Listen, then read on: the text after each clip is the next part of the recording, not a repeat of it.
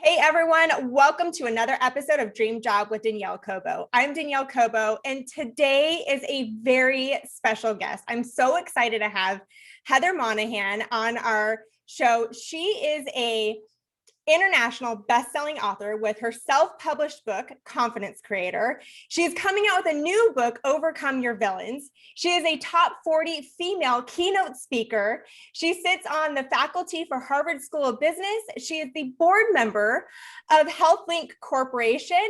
And she is a host of one of my favorite podcasts to start my morning with, which is Creating Confidence. And she's also the very few women to break that glass ceiling as a C-level executive. And to top it all off, she is a mother. Thank you so much for joining us today, Heather. Thanks for having me.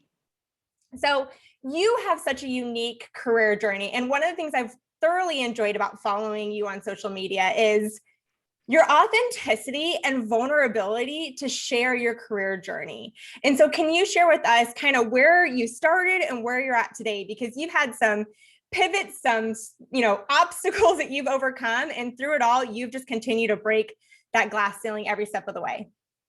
Yeah, you just made it sound easy. At first, I'd like to say none of it has been easy. It sure doesn't feel easy at all. I started out chasing a paycheck when I was younger. I'd grown up poor, and little did I know, I started a paper route when I was 9 or 10, and then bussing tables and diners and fast food restaurants, and then ultimately working my way up to become a bartender. And during that whole time, I was really refining my sales skills and my sales approach. However, I didn't know it at the time, right? It's easy to see that now when you look back, you can see how all the dots connect. But when I was younger, I was just in the grind and, trying to make some money. So after I graduated college, I went to the Gallo Winery, which was a great sales training program. And then I got sexually harassed. So I left that job and I got into the radio business. And then my boyfriend cheated on me. And then my boss said, why don't you jump on a plane with me right now? Don't ask where you're going. Only go for money. And I'll make you my partner and you can run this company. I can't tell you where it is, but if you go, you have to go for money. So I was heartbroken and I said, okay. I jumped on a plane, moved to Michigan, and we had purchased a $25 million operation. And my job was to accelerate revenues as rapidly as possible. So I did that, and we sold that company for $55 million in under 3 years.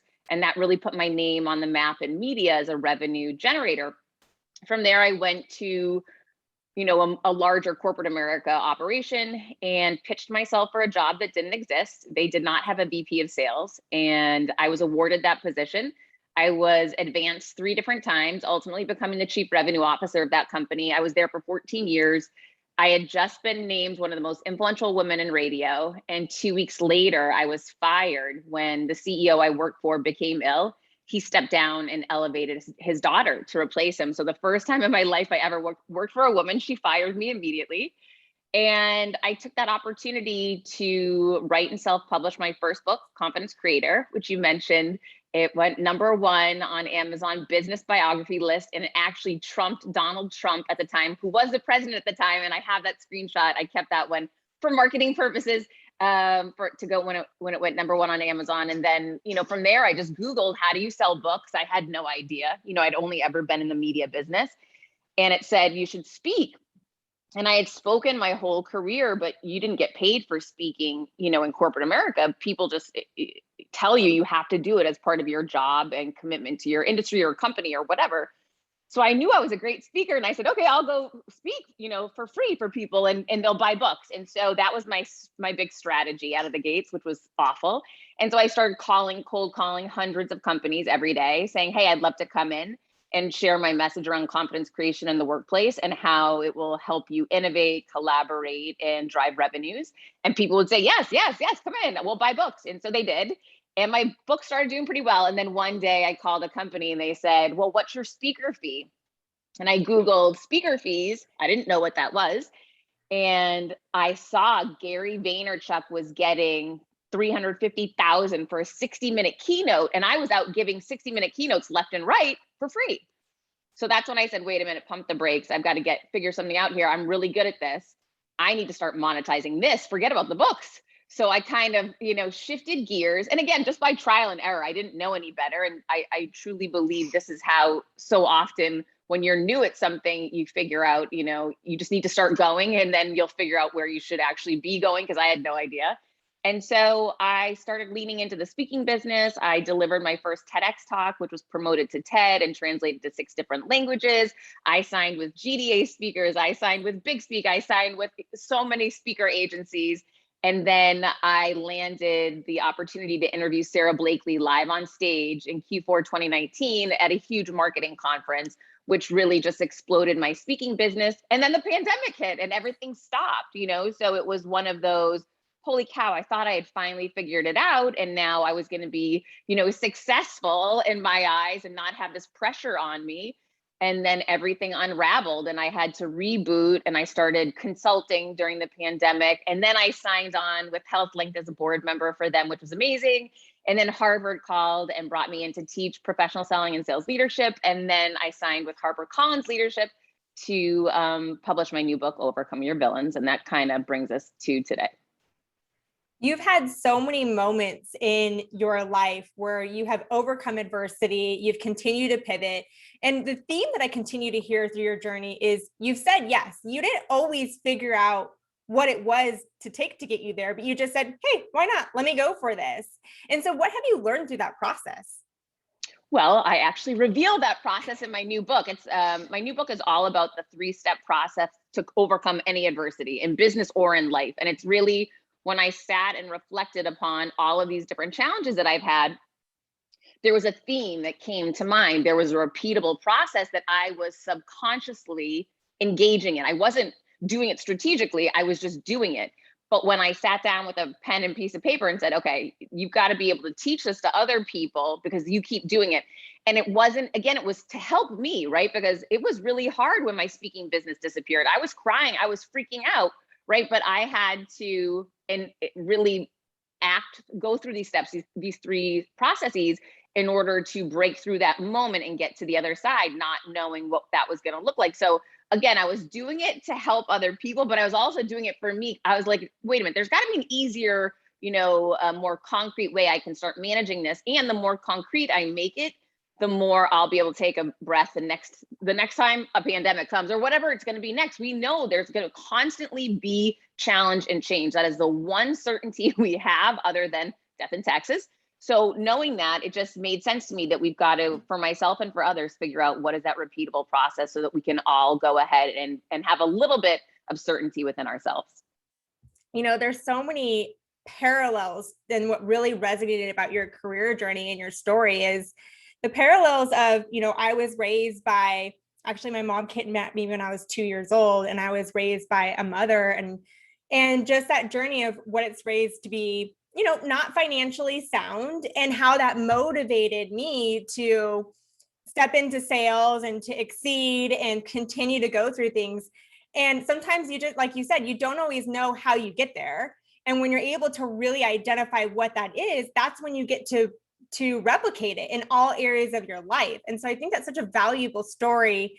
And what people get to learn from your book is, okay, what's working and how do I get to continue to do this every way in my life? Because we know that there's going to be challenges that continue to come. Life is not easy. There's definitely things we're continue to come over or overcome. So, and what are some of the ways, you've talked also about some of the challenges in your career, and you've always shown up authentic as to what's brought you here today. So is there any kind of like examples that you can give, not only where you've said with the pandemic, but what else are some examples where you've really had to overcome something, break that glass ceiling? And I would say, speaking to confidence, because I hear a lot of women, and most of the women I work with is, I don't have industry experience, or I'm too old, or I'm too young, or, I don't have those skill sets. But you've continued to just say, no, we're going to shift that mind and we're going to go for it. Here's the thing. You're the only person that's going to hold yourself back or propel yourself forward. That's the bottom line, right? So I'm a big fan of, I'm not going to let someone else tell me what my potential is. Now, for the majority of my career, everyone was trying to tell me what my potential was, go in this lane and don't leave this lane, and this is what you're meant to do. And don't ask for too much and you should be grateful. And, I've heard it all, even when I was in the C-suite. You should be grateful to be in the position you're in. No, you should be grateful I'm here driving your revenue, right? I decided to shift my perspective, which ultimately shifts everything else. And I decided to tune out the noise around me.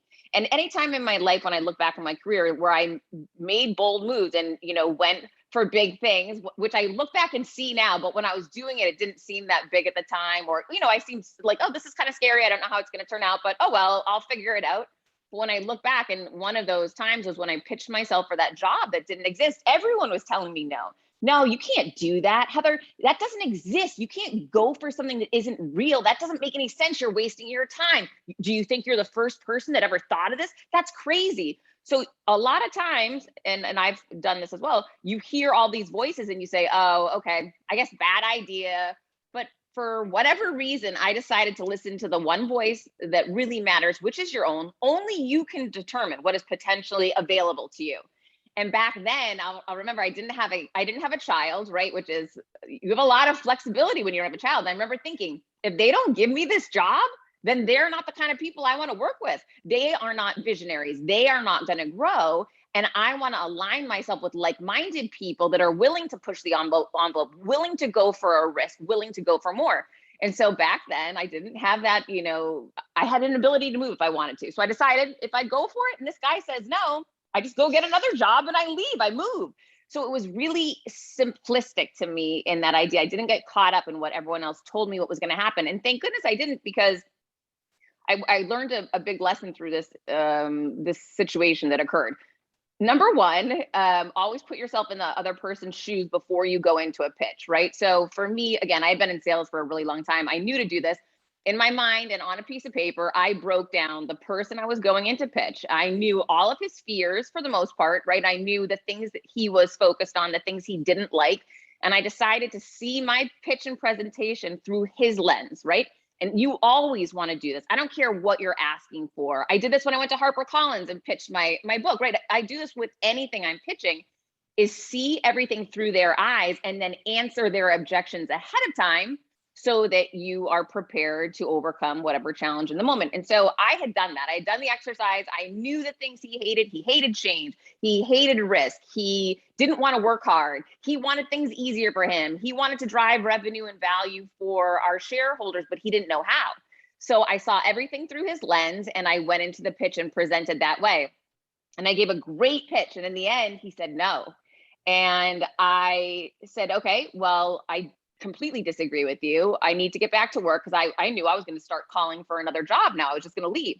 And so I remember going back to work, I started dialing for dollars and I found another job, got a great job offer back in Boston. I was now in Naples, Florida, and I was going to take it. And I called him and I said, hey, it was 2 weeks later from our first meeting. I said, follow up to our prior meeting, have you decided to green light that position I pitched you on? He said, no, I haven't. I said, well, then I'm actually calling today to give my resignation. And he said, well, wait a minute, meet me for lunch. And anytime you want to convince someone of something, you want to be face to face with them, right? He did not want me to leave. So he wanted to see me face to face, very smart.